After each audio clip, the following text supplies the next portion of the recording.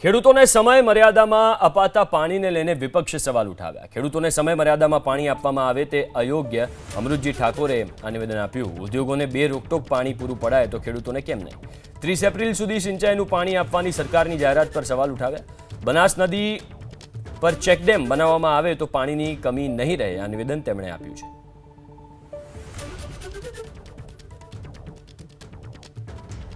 તો ખેડૂતોને સમય મર્યાદામાં અપાતા પાણીને લઈને વિપક્ષે સવાલ ઉઠાવ્યા છે। ખેડૂતોને સમય મર્યાદામાં પાણી આપવામાં આવે તે અયોગ્ય હોવાની વાત અમૃતજી ઠાકોરે કરી। તેમણે કહ્યું કે જો ઉદ્યોગોને બે રોકટોક પાણી આપવામાં આવે છે તો ખેડૂતોને કેમ નહીં અપાય? 30 એપ્રિલ સુધી સિંચાઈનું પાણી આપવાની સરકારની જાહેરાત પર તેમણે સવાલ ઉઠાવ્યા છે।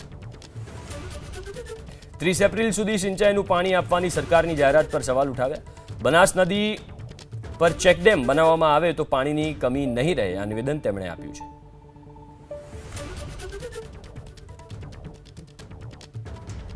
તો ખેડૂતોને સમય મર્યાદામાં અપાતા પાણીને લઈને વિપક્ષે સવાલ ઉઠાવ્યા છે। ખેડૂતોને સમય મર્યાદામાં પાણી આપવામાં આવે તે અયોગ્ય હોવાની વાત અમૃતજી ઠાકોરે કરી।